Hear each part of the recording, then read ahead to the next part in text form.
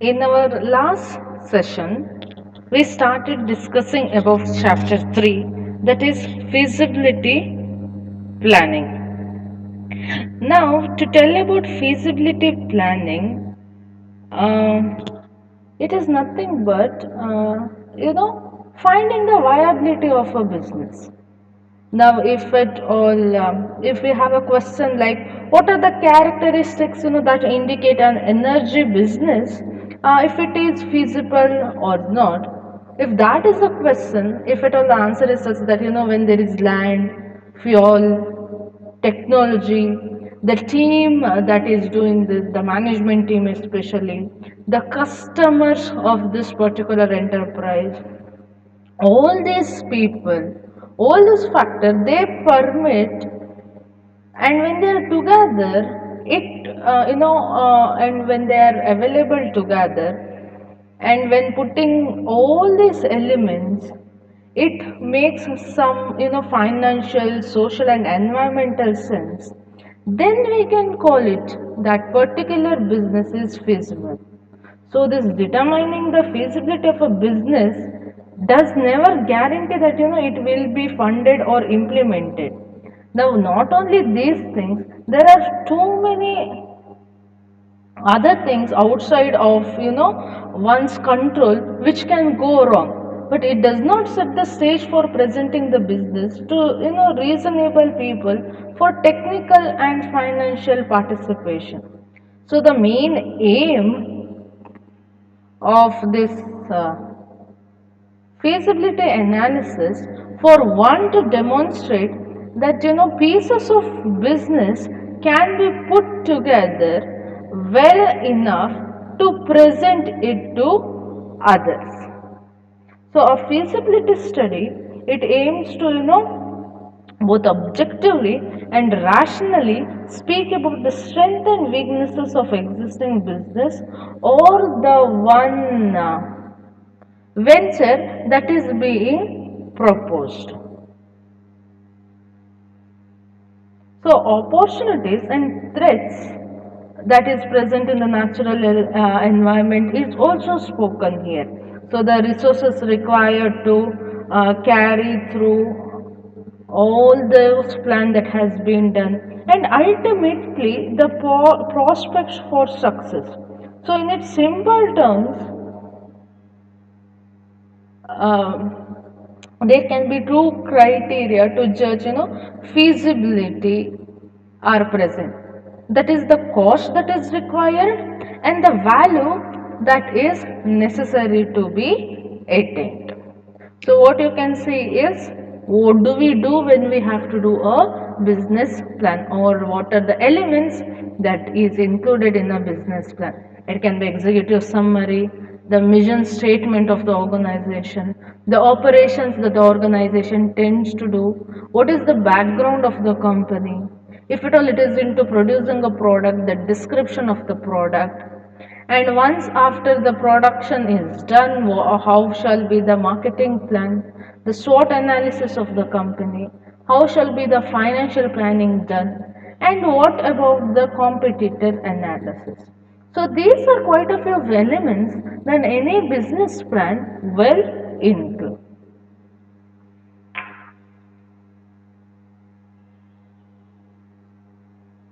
So basically, there are two questions as when it comes to feasibility study. When we tell, that is one is, when anyone buy our product, or will anyone use our service that we intend to give? That makes the first question. The second one is that, can my product or service make profit? So these two questions, if you see, it is straightforward, but the answer is nothing but so. So these two simple questions, normally it lead to raft others, and you'll have to address quite a few things that you can see over your slide right now. That is the opportunity, the need, product or service description, the target market of your product or service, the unique benefits that your product or service is giving, the analysis of the competitors, the competitive advantage or sustainable competitive advantage, the risk the organization is going to face, the profitability, break even, and also investment that is required. So, when we tell all these things, this feasibility planning, it is the process of determining if a business idea is viable. So this feasibility study is valuable for starting a new business or expansion of an existing business. It can be in the same area or a different area can be chosen for expansion. It can be within the nation that you are or outside the country. And also, if at all the company has an idea of adding an enterprise to the existing business, or if it intends to purchase an existing business, under all this concern, a feasibility study will be valuable for an organization. Now the next question is, we are telling that we are doing a feasibility study for a business plan. So the question is, why should the business be feasible? So what are the main reasons? What happens if the business plan is not feasible? So basically what happens when a business plan is feasible is that it is able to generate adequate cash flow and profits. It is able to withstand all the risk that the business environment poses or puts a business through. And when the business plan is feasible, it shall also remain viable for a long term period.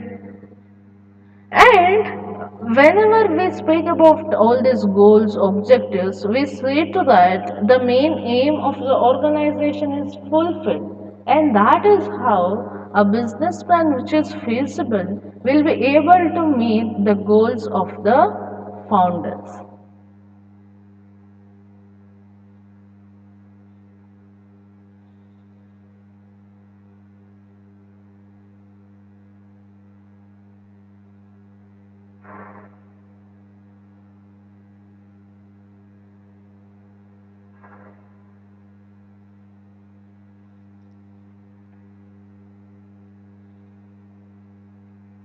So here are some of the points that you can see which makes us understand why an organization has to do a feasibility study.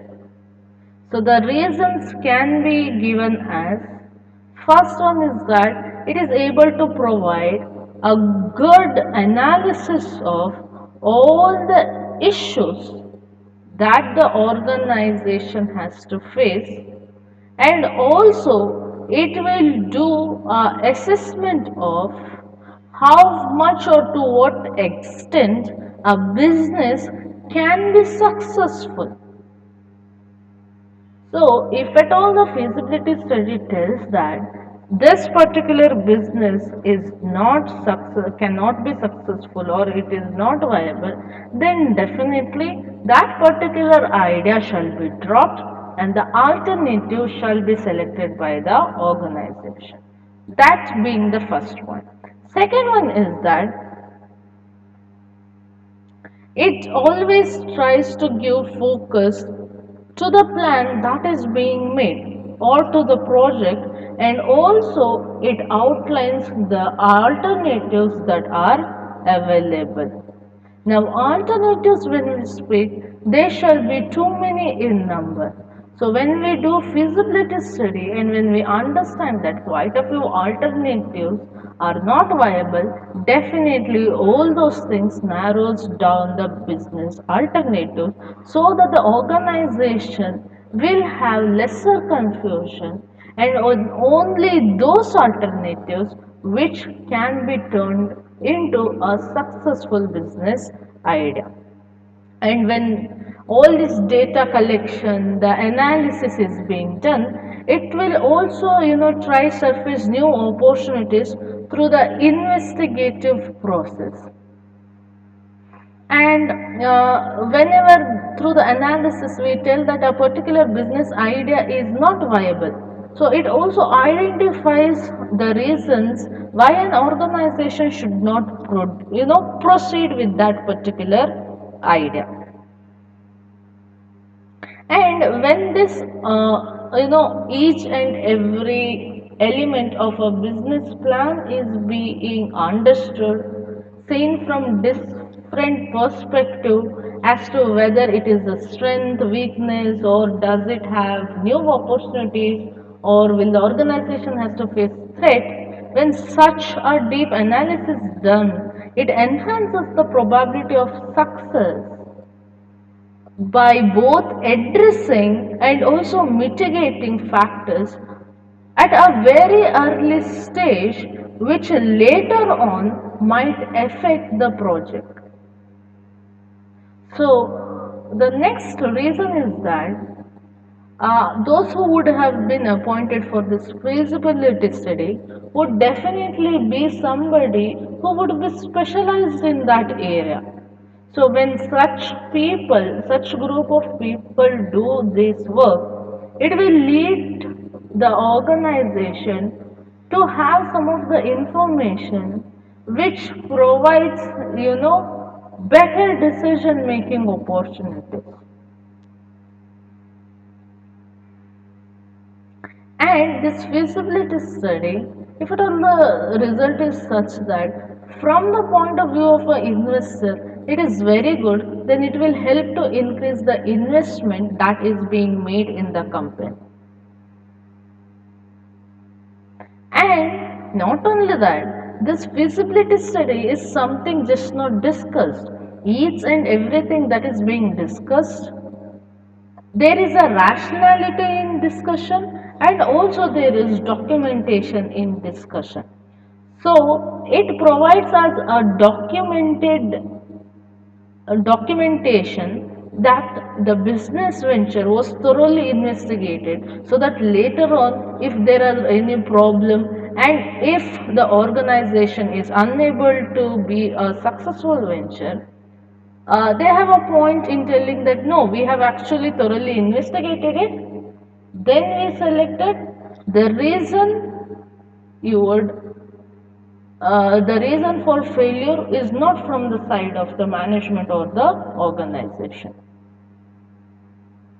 And this feasibility study, quite a few times it also helps in securing funding, from all those institutions which are into giving money for the business. Yes, definitely in the form of loan it shall be, and there are different kinds of avenues available how you can arrange for all this money, monetary sources. So let us now see some of the fundamentals of a good feasibility plan. So, as we have discussed along the way, this feasibility study, it is basically an analysis which is used in measuring both the ability and also the likelihood to complete a project in a successful way. It includes all the relevant factors that a business has to take into consideration. So it must account for the factors that affect it, such as all those economic factors, technological, legal, and also even scheduling factors. So basically, this project managers, they use feasibility study to determine, the potential. Now when I tell potential, the effective or the outcome, it can be both positive and negative. So it determines potential positive and negative outcomes of a project before investing a considerable amount of time and money which the organization intends to invest on it.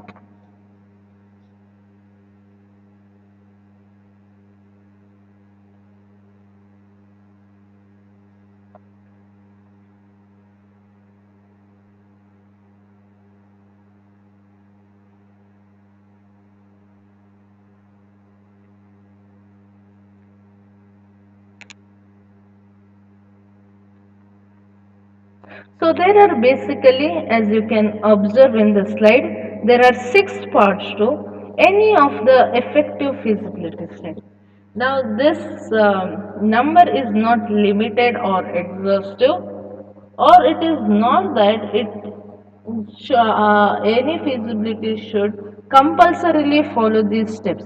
But normally a feasibility study would be having these six elements when they'll have to do a feasibility plan.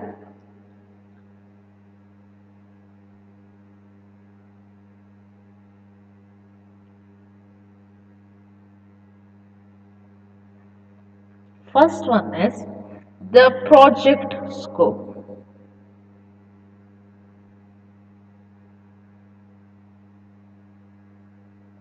So, what we can tell about project scope is that this particular element we use it to define the business opportunity, or what we can tell in management word it is called as business problem. Now, project scope speaks about the business problem or opportunity that is to be addressed and analyzed by the organization. You might have heard one of the age old proverb, the problem well stated is half solved.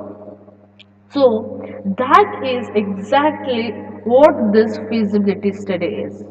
If we speak about the plan, how it is, what has to be done, how shall it be completed, when it should be completed, and how it shall be completed, then definitely what remains is the implementation part of it without any kind of confusion, without any kind of wastage of time. So the scope, it should definitely be to the point and definitive in nature. That is simply to tell any kind of sentences which can confuse or which includes any kind of rambling narratives. It will be of no help, and it can actually, create a chaotic environment for the participants of the project. So, it also is necessary to define each part of the business which shall be affected by this particular project, either directly or indirectly, and it should include all the project participants and the end users who are affected by the project. So the project sponsors should be identified, and particularly if he or she is footing into the billing of all this project.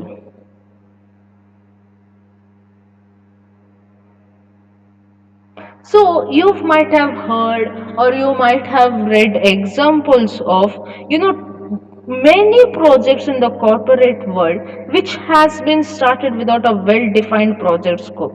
And consequently, projects have wandered in and out of their boundaries, which caused them to, produce either far too much or far little than what is truly necessary by the project.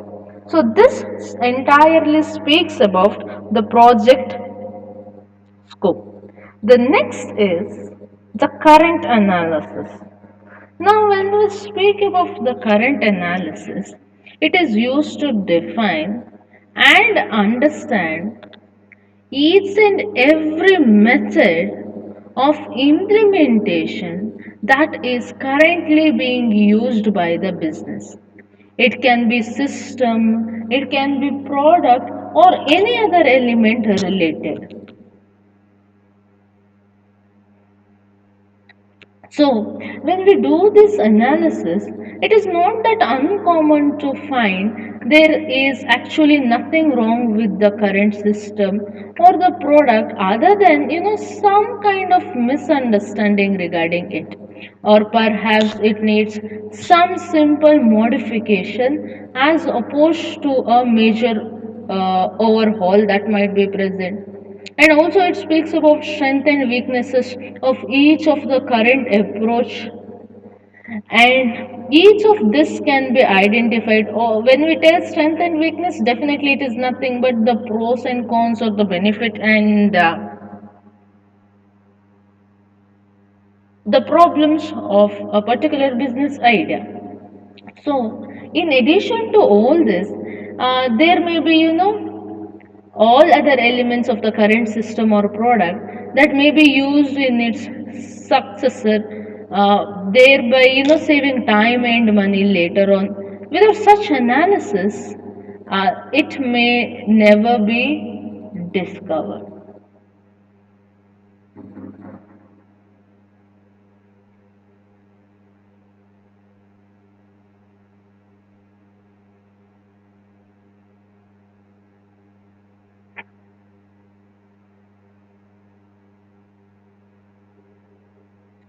Now, this analysis that we are speaking, the ones who do it are called as the analyst.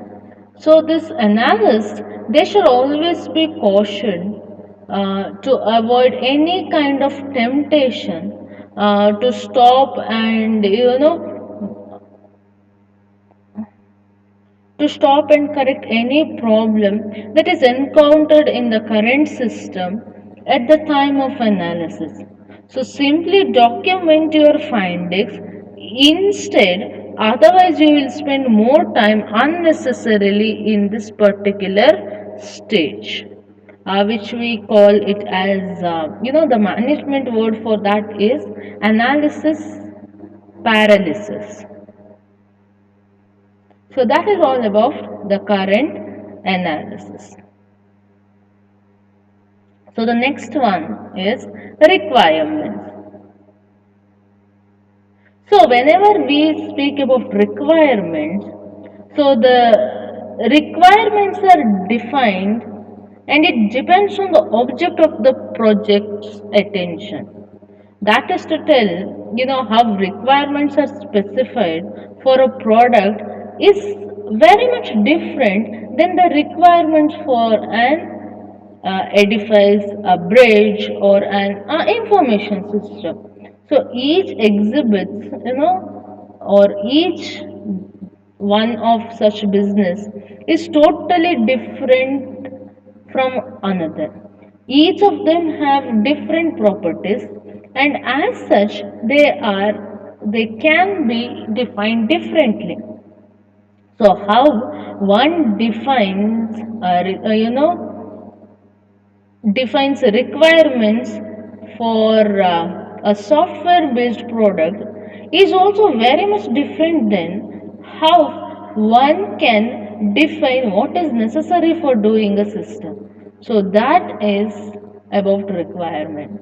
So each time, each product, under each circumstance, the requirements will definitely change. So the next one is the approach. So the approach represents the recommended solution, or the action or the course of action which has to satisfy the requirements of the project.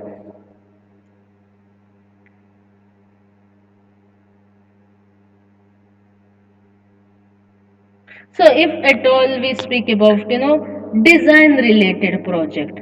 So it is in this particular point or during the approach stage where the whole rough designs are developed in order to determine the viability of the idea.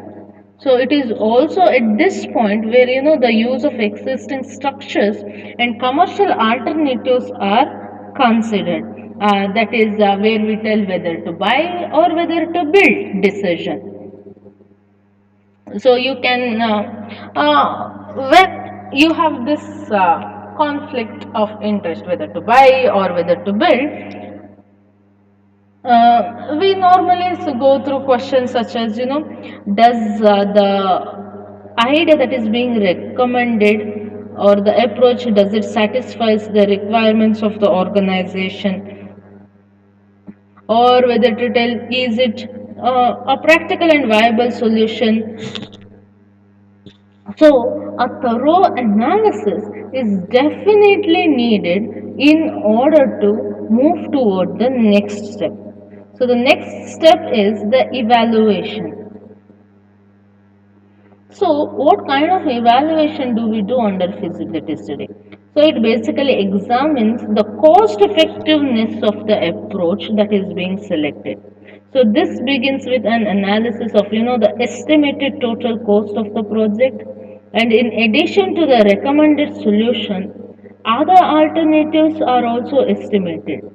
So, in order to offer an economic comparison, that can be done along the way. So for development projects, an estimate of labor and out-of-pocket expenses, it can be assembled along with the project schedule, where we can show the project path and also the start and end dates of such projects.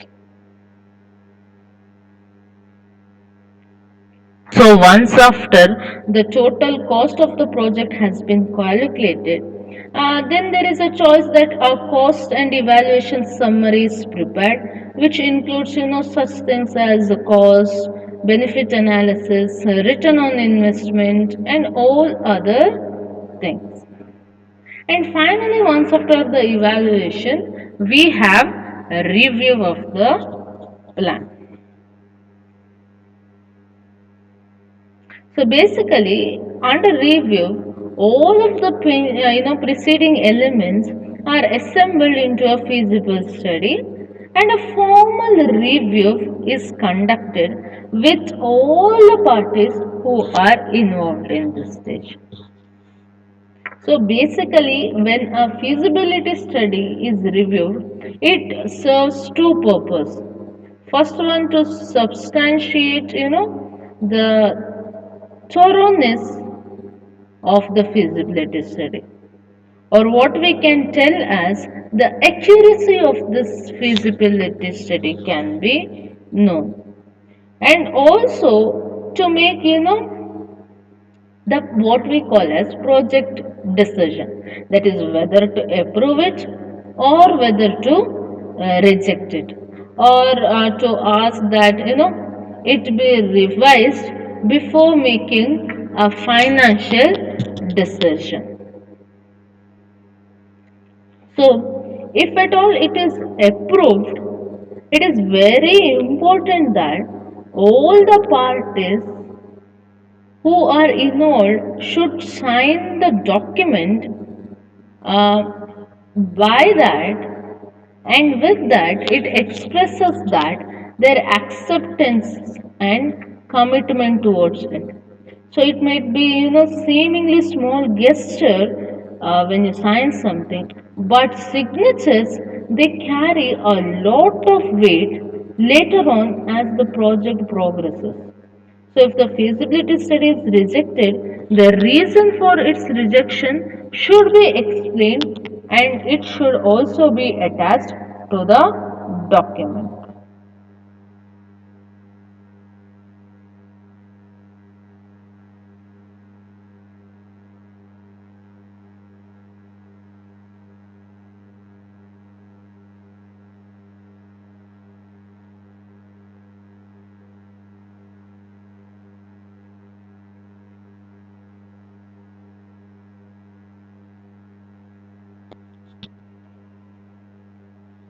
So the next is types of feasibility plan.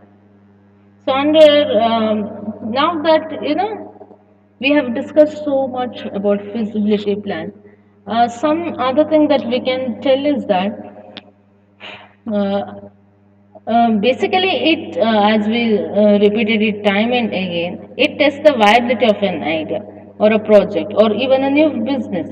So, the goal of feasibility study is to emphasize or to speak about the potential problem that could occur if one, goes with the idea of doing a project, And also it determine if, after considering all significant factor, the project is a good idea or not. So feasibility study, it also allows a business to address where and how it will operate, or potential obstacles, the competition, and the funding that is necessary to get this business idea up and keep running with this particular business idea.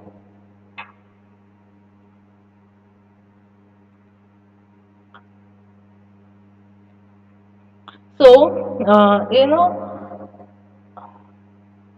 now, this what you can see: technical, economic, legal, operational, scheduling. It is also called as STELOS. So this STELOS is an acronym in project management, which is used to define, 5 areas of feasibility that determines whether a project should run or not.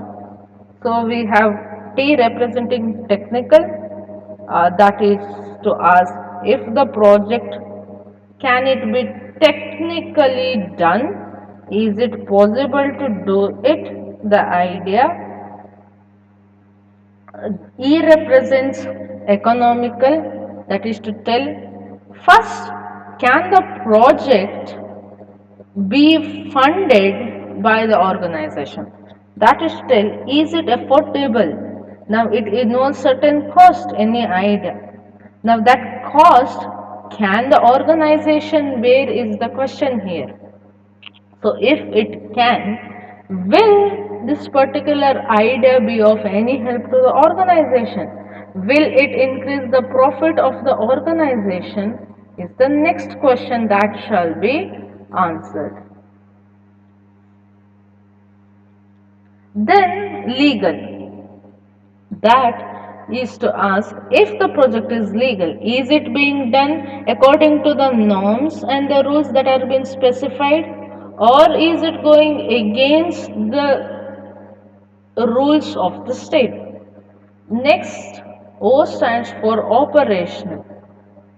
That is to ask how will the operation which are being currently used in the organization respond to the changes. S stands for scheduling, that is to tell whether this idea can be completed within that time.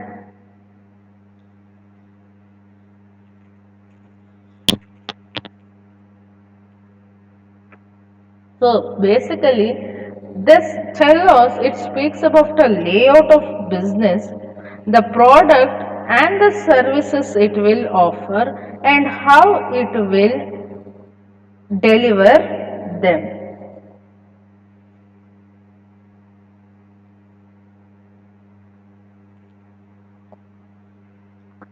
So the first one that we can take is, you know, legal feasibility. Now speaking about,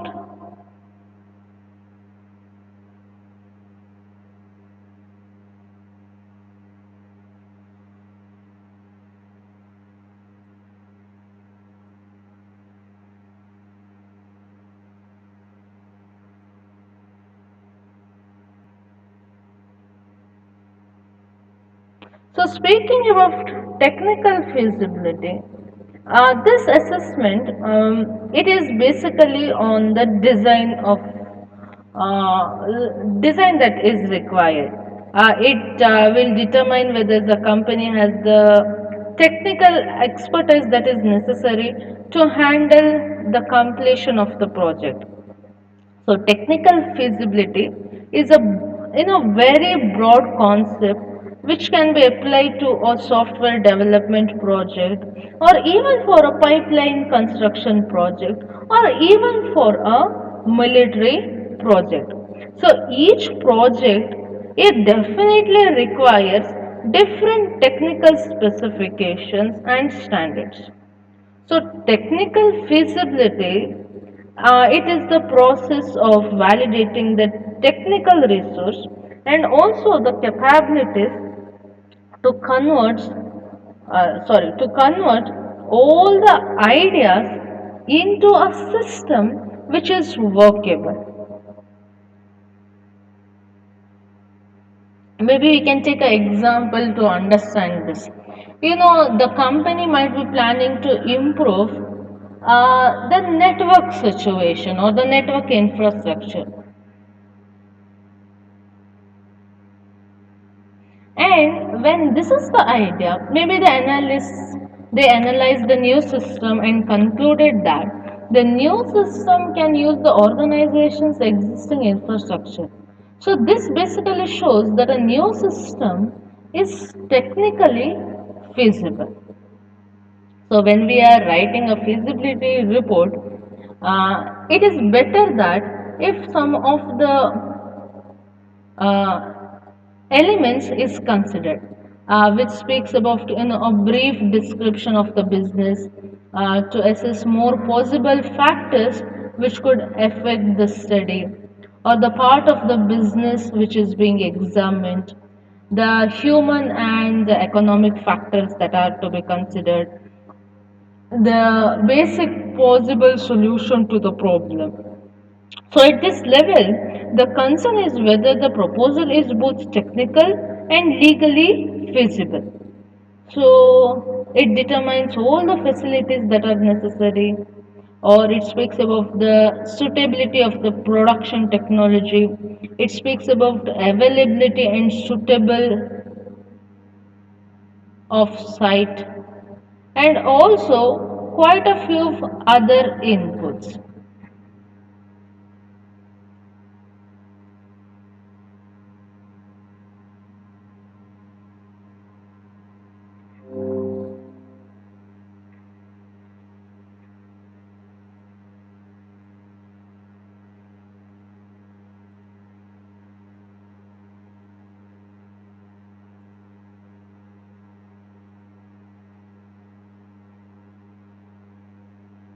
So the technical feasibility assessment, it is mainly focused on gaining an understanding of the present technical resources of the organization and also their applicability to the expected needs of all the ideas that is being proposed. So it is an evaluation of the hardware and software and how it meets the need of all the system that is being proposed here within.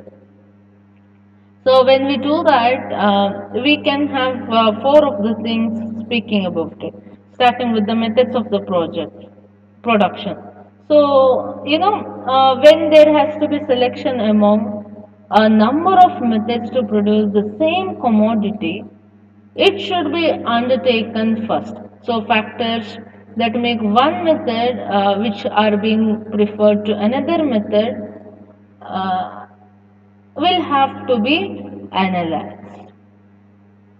Or if we take an example, the factors which can make one method in which is being preferred in especially in agricultural project, then maybe such as a viability of inputs of raw materials and their quality and price, viability of markets for outputs of each methods and expected price for the outputs. All this can be studied. Next, speaking about project technique, once after we determine the appropriate method of production of a commodity, it is necessary to look for optimal technique to produce this commodity.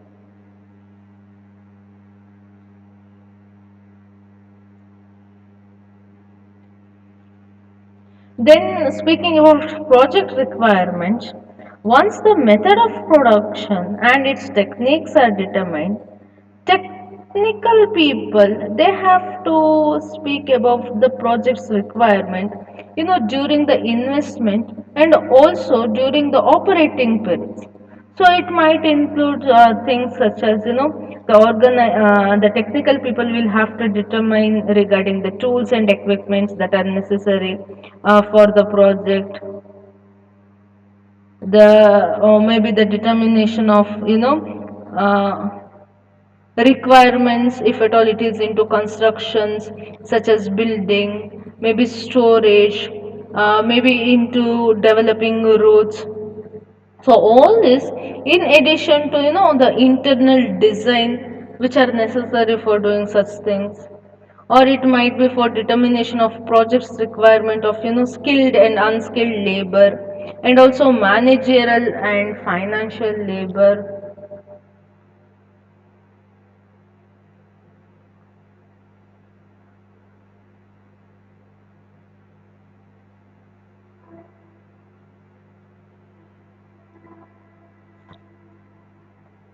And also maybe determination of construction period, which is concerning the cost of design and consultation, and also the cost of maybe construction and all other tools that shall be used.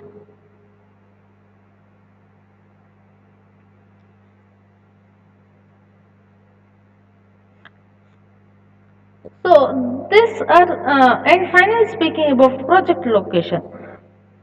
So the most important factors which determine the selection of project location can be, the availability of land. So that is to tell proper acre of land that is necessary at reasonable cost, or the impact of the project on the environment, and the approval of the concerned institutions for giving license. Uh, the cost of transporting inputs and outputs to the project location, and availability of various service related to the project, such as maybe the availability of the extension service, or veterinary, or water, or electricity, or even the good roads that is necessary. So all these things are considered under technical feasibility. Now, speaking about economic feasibility, so this basically here we can ask two questions. That is, will it make economic sense if it works and if it is built? And the second one is, will it generate profits? So, an economic feasibility study, it basically involves a cost benefit analysis to understand how well or how poorly a project will be concluded. So, here we calculate the expected monetary value of each cost and benefit separately so that we can decide if the project is economically feasible or not. We can take an example for this. Maybe our company is planning to perform, to construct a house, maybe on the west coast of Mangalore. So, in order to understand if the project is economically feasible, the organization will have to calculate the duration, cost, and income of the project. So, if the calculation demonstrates a short payback period, the board of directors will decide to undertake the project definitely. So, some of the steps for which can be taken into consideration under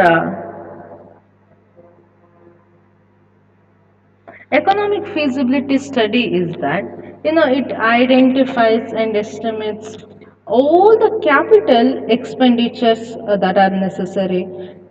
It also identifies and measures all the variable costs which are related to this particular new idea. It also identifies the people that are necessary who has to do it, not just the people, that the skills that are required by those people who have been selected to operate. Once the people are known, once the skills are been set, it determines regarding the wages, the salaries, and also the benefits. And it identifies and estimates the project related cost. It also speaks about infrastructure development or the improvements that is necessary, Once that is done, it also speaks about the advertising that has to be done and the promotion. If there are any legal fees that has to be spoken of, it speaks of it. And it also speaks about the tax, any tax that is can be municipal tax, the state tax, or any other tax that is related. It also identifies all the estimated costs also. So this is why the economic feasibility is done.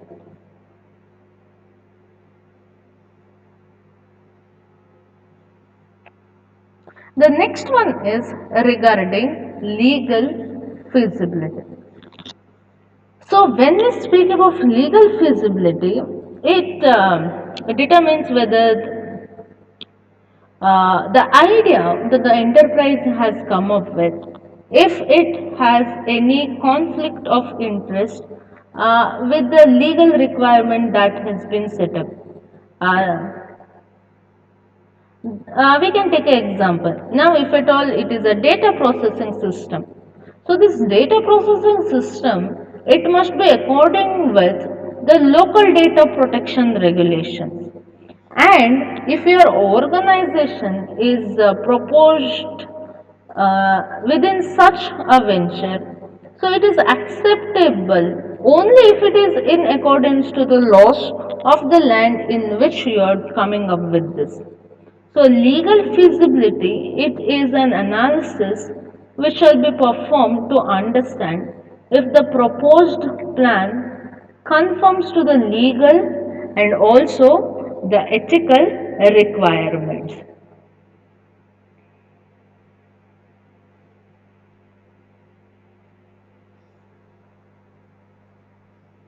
Now, all these laws, it can be regarding the requirements of zoning laws or data protection acts, or also even the social media laws and all other laws that are concerned with it.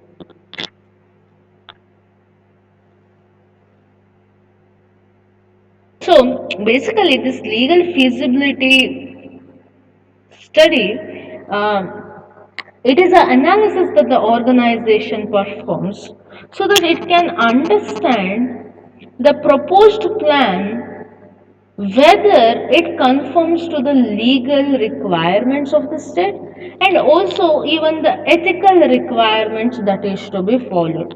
So these requirements, it may involve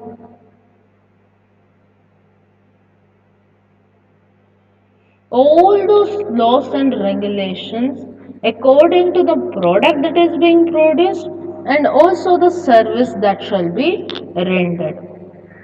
Now we can give an example, that is our company might be planning to open a branch in a new region. So according to the study that shall be done, we might recognize that the country does not allow an individual who is a resident of some other country, that is an individual foreigner, to own a property. So in such a case, if the legal thing is such that, then we have option that we can select a rental option instead of buying a land. So that is why, understanding legal things becomes important when we are coming up with the idea of starting a new business or venture. So there are five different types of feasibility study that we spoke about. That is technical, economic, legal, operational, and scheduling.